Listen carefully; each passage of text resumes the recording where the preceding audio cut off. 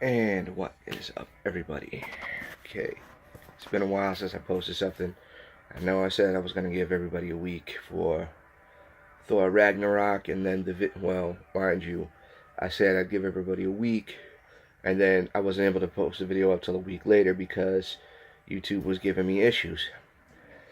And today I'm not going to get into that. Today I'm going to get into, because for those of you who've been watching me for a while, know that I dip into a lot of things. I'm a bit of a renaissance man. I'm an artist. I'm an actor. I'm a fighter. And I'm a big geek when it comes to certain things. But one of the things that was bothering me for the longest time is all the people who consider certain fighters within mixed martial arts to be like the greatest of all time. And it's been something I wanted to work on, never really had the time to, and it's just very annoying. Listening to certain people. Granted, like Joe Rogan talked about who he said the three who arguably the greatest of all time. Man, Joe Rogan is a dangerous individual. You know, multiple time Taekwondo champion. Black belt in Brazilian Jiu Jitsu under Eddie Bravo, who's a freaking psychopath, and it's just an amazing martial artist, and like I said, a dangerous one at that. And he keeps bringing up John Jones. I can't stand it when people try to bring up John Jones as one of the greatest of all time. And I'm gonna break down my picks for the greatest of all time, because you can't sit, because even especially when it comes to weight classes, because of all these different weight classes, you can't necessarily say that one person was like pound for pound, because there is no pound for pound title. The closest thing they had to that was the Pride Absolute, the old open weight Grand Prix, and even the people who managed to win those are never even tried to be considered for the pound for pound greatest of all time. So, I'm gonna run down the list for each weight class, each gender as well. And spoiler alert, you're not gonna see as many UFC champions as you think. Okay, let's work our way. Let's start from the top.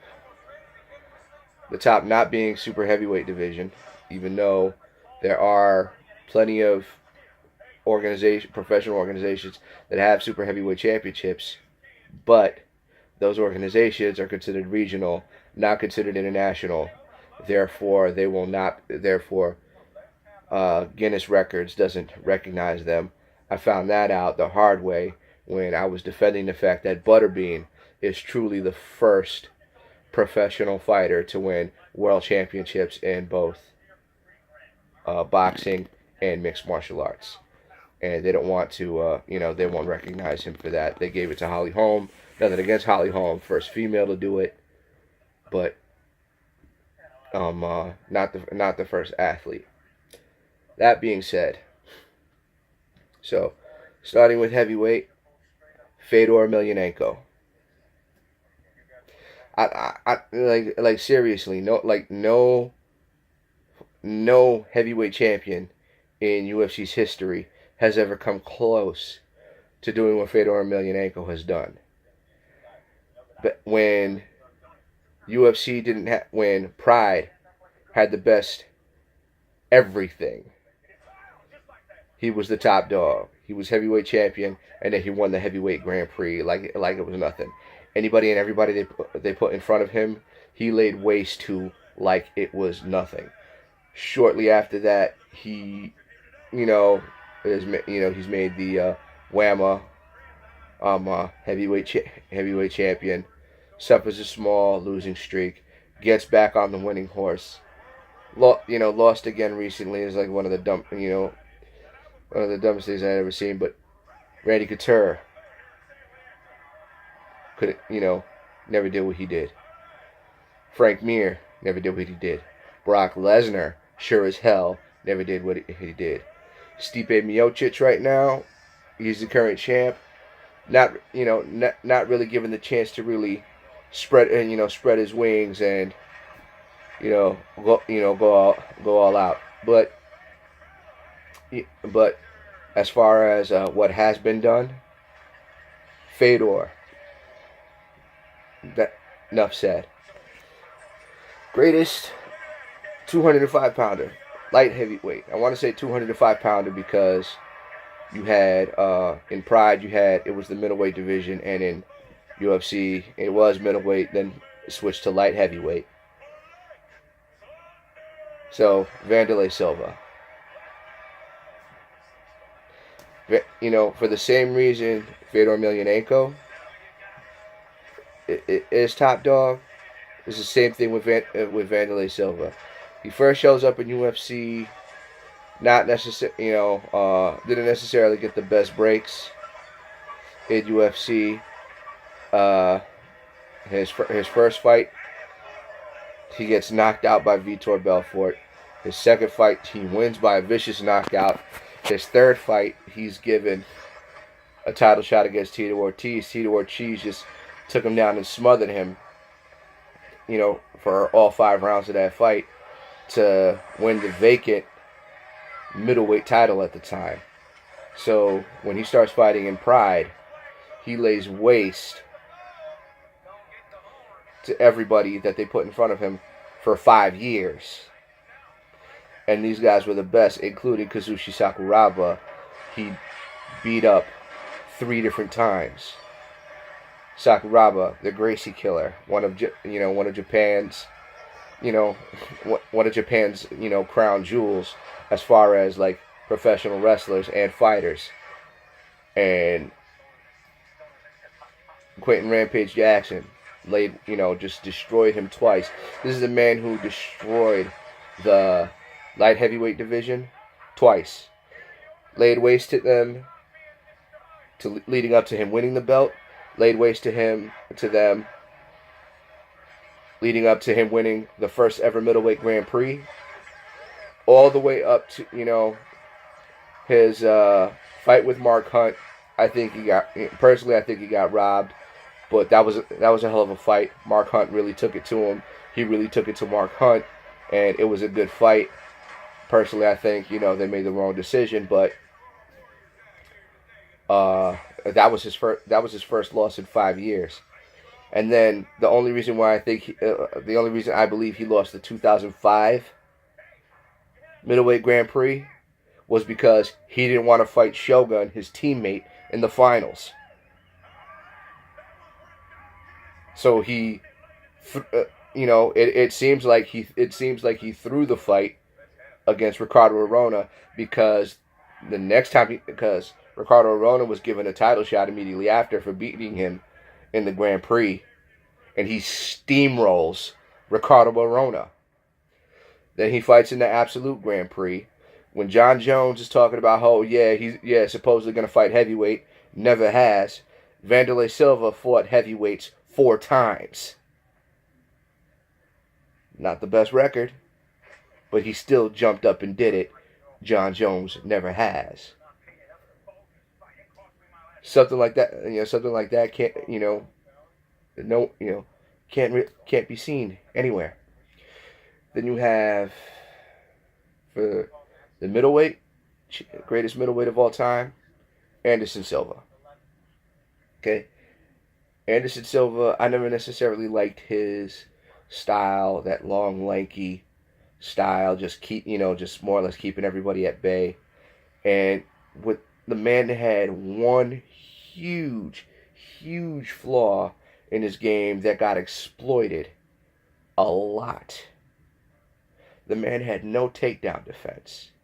Every time he'd go up against a wrestler, he was in serious trouble. And yet, he was champion for almost 7 years. He was so proficient in his jiu-jitsu, it was like he didn't need takedown defense. You hadn't seen anything like that since Hoist Gracie. That's back when people had no ground game. And now he's going up against these wrestlers, has no takedown defense. They take him down, and they still can't finish him. That's obviously very impressive. And at the 185 pounds, everybody like for John Jones, who most of his title defenses were people past their prime, and the only two people that he fought that were more or less same era as him, he had the most trouble with. Anderson Silva, everybody he was going up against was current. These guys were dangerous fighters right then and there. They weren't dangerous fighters the previous decade, and he beat just about all of them. Then you got, now, down to 170, welterweight. Greatest of all time, Georges St. Pierre. Of course. Georges St. Pierre, two-time champion, just like Matt Hughes, but he had way more title defenses than Matt Hughes. He was a much more well-rounded fighter than Matt Hughes. And regardless, and what I especially loved about Georges St. Pierre was the fact that anything and everything that you were capable of, if you were a good stand-up, if you were a good boxer, he was going to stand up and box with you and outbeat you. If you were a good wrestler, he was going to wrestle with you and beat you. If you were a good jiu-jitsu fighter, he was going to use his jiu-jitsu and beat you. He was total package. His last, all of his title defense, majority of his title defenses, weren't finishes, but at the same time, he came out to fight every single time, and now he's currently the middleweight champion, one of 4 people in the UFC to win championships in to win the championship in 2 different weight classes. That says something. And he's in there. He was already in their pantheon, and now, just like Anderson Silva, who stepped up and fought, in a different weight class, just like BJ Penn fought in a higher weight class. Or even Randy Couture, who, granted, yeah, he cut down in weight class, but then did go back up to heavyweight. So, no ifs, ands, or buts. Greatest 170 pounder, Georges St. Pierre. Greatest lightweight, 155 pounder, Takanori Gomi. And all you guys, no, BJ Penn. Shut up. Just shut up. Yes, Gomi and BJ fought, and BJ won. But that's back when BJ was having a little bit of a weight class identity crisis. While he was trying to, say that, oh yeah, he's the best and fight in every single weight class, Gomi stayed at 155 pounds. And while BJ Penn did eventually win the UFC lightweight championship and was the #1 lightweight in the world for 3 fights, Takanori Gomi was the #1 lightweight for 3 years. He was the #1 lightweight before he won the Pride Lightweight Grand Prix. He was already ranked the #1 lightweight in the world, and he wasn't even the champion yet. Granted, he had already won the Shuto World Championship. Comes over to Pride, and for a long, like I said, he was their #1 lightweight for a long time, and then to win their championship, nobody did that. When BJ Penn beat Gomi Well, he wasn't able to beat Jens Pulver at first. Gomi knocked out Jens Pulver. Nope, easily. And winning the lightweight Grand Prix the way he did, that was amazing. You're not gonna, you really not. I'm not gonna say that you're not gonna see anything like that again. But even up until now, nobody had done that before.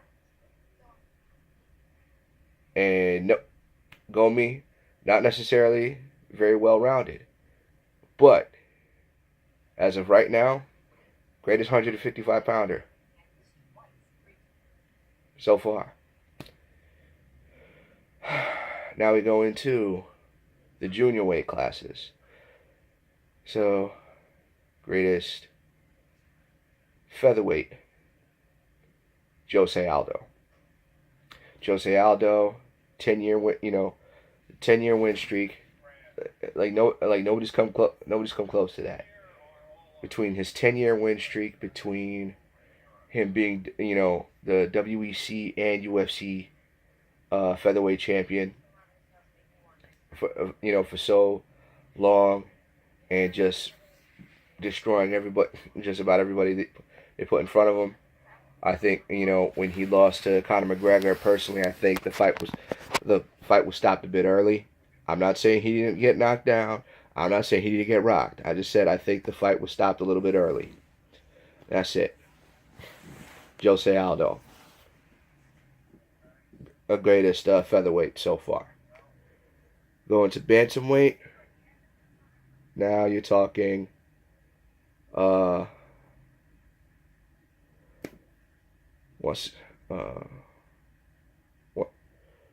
Dominic Cruz,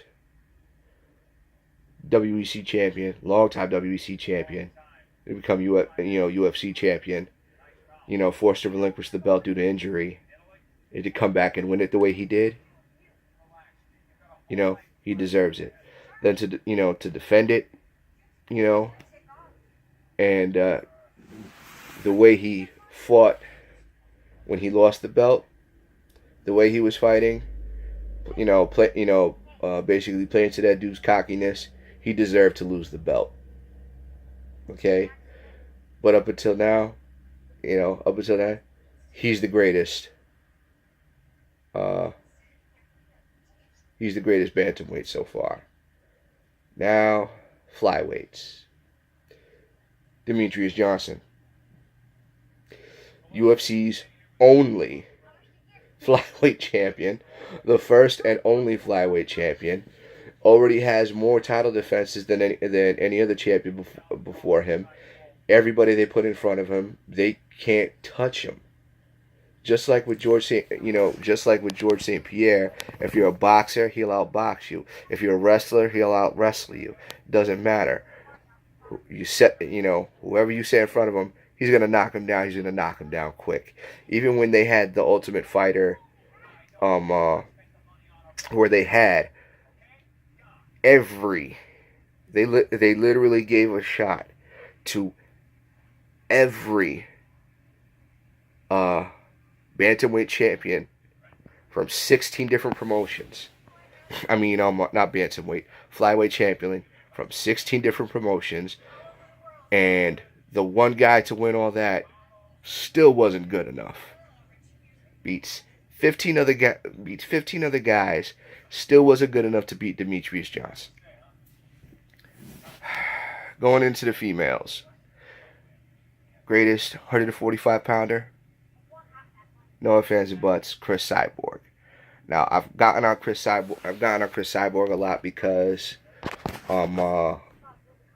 she's not a good looking woman, and she was busted for taking performance enhancing drugs, but she was clean when she beat the snot out of Gina Carano for the 145 pound title in Strikeforce. She was clean when she won the 145 pound title in Invicta, and she's been clean winning the 145 pound title in UFC. 3 different world titles, one loss to her record.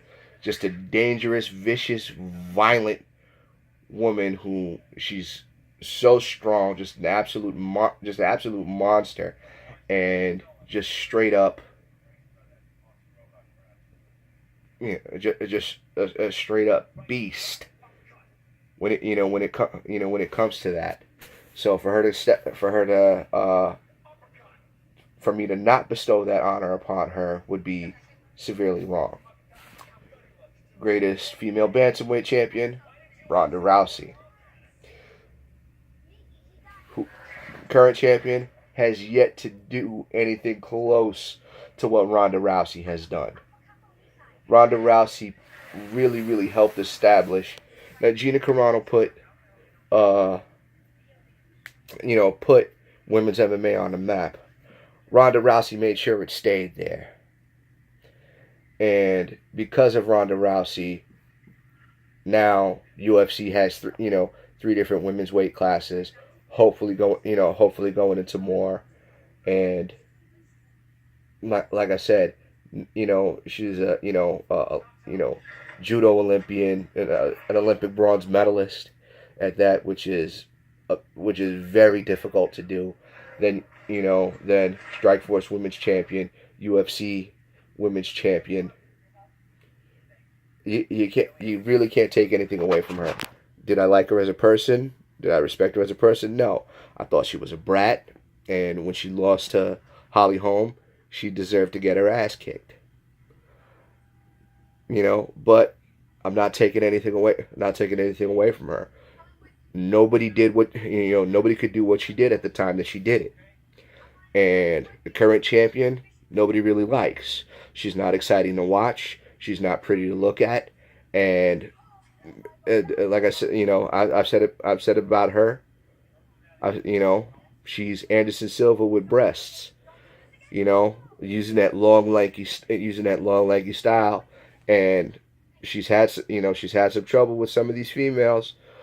We'll see how long she can hold on to the belt. Which personally, I don't think she's going to do it for very long. Then, of course, for the I forget the smallest weight class that they have. Not the atom weight. Atom weight, there's yet to really be anybody to step up. I mean, I don't know who. I can't remember who Invicta's current champion is, but the belt has changed a couple of times since straw weight. As far as straw weight, Joanna, however the hell you pronounce that last name.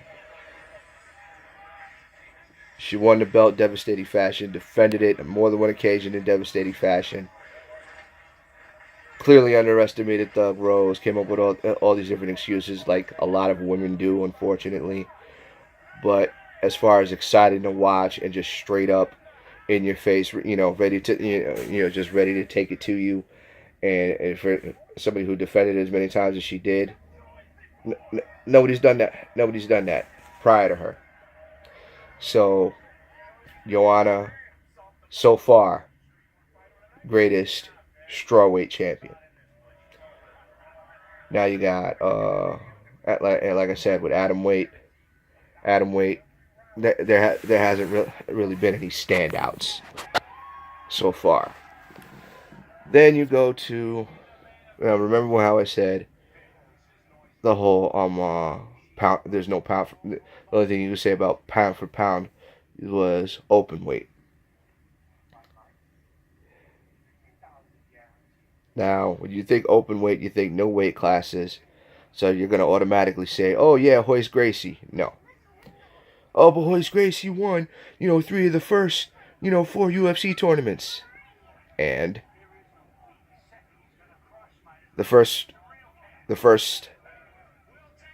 about, 8 UFC tournaments were, 8, 9, 10, 11 UFC tournaments were sideshows, circus acts. There was no multi-dimensional fighters at the time.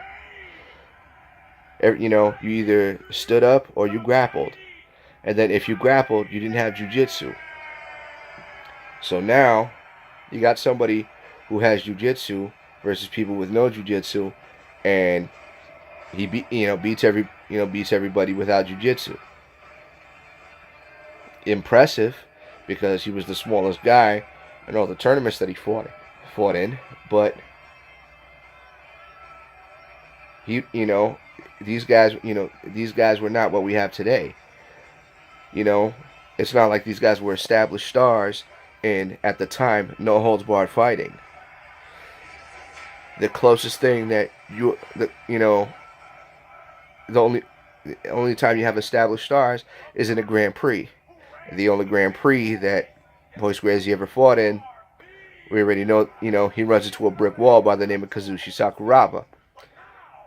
Now, the closest thing UFC ever had to a Grand Prix was Ultimate 95 and Ultimate 96, where they had UFC winners and established stars of the UFC coming back into their 8-man tournament formats. The only winners of that were Dan Severn and Don Fry. Then, of course, you had the Pride's first Grand Prix, the 2000 Grand Prix, that Royce Gracie lost. Mark Coleman wins. And Mark Coleman won 2 UFC tournaments. But again, these guys weren't, everybody he went up against, they weren't. The only established fighter he went up against was Don Fry. And then, becoming their inaugural heavyweight champion, only to lose it immediately after, to start fighting in Pride and become Pride's first ever champion in the 2000 World Grand Prix, with fighters who were well established in all the other organizations that they may have fought in. Wins that, can't win again. The only other time they ever had an open weight tournament was in 2006. And that person who won is the greatest open weight fighter of all time so far, because Mirko Krokop Filopovic, legendary heavyweight, failed in the UFC. Didn't necessarily have the best success in the UFC, but won the 2006 open weight Grand Prix. When he comes to UFC, doesn't do too well. He finally wins a heavyweight world championship, the Inoki Genome Federation World Championship, as a heavyweight. Comes back to UFC, but he wins the Pride Grand Prix. Then in 2012, he wins the 2006 Grand Prix. A few years later, finally wins the K1 Grand Prix because he was an established K1 star. Wins the K1 heavyweight Grand Prix. He's the first professional fighter to win the K1 Grand Prix and any mixed martial arts Grand Prix. Then Risen Federation last year has an open weight Grand Prix, and he wins again. So not only is he the first fighter to win Grand Prix in MMA and kickboxing, he's the first fighter to win 2 MMA Grand Prix.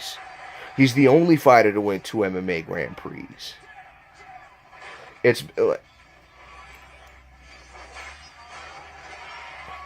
in MMA. He's not in UFC's pantheon of greats. He might not even be in Pride's pantheon of greats.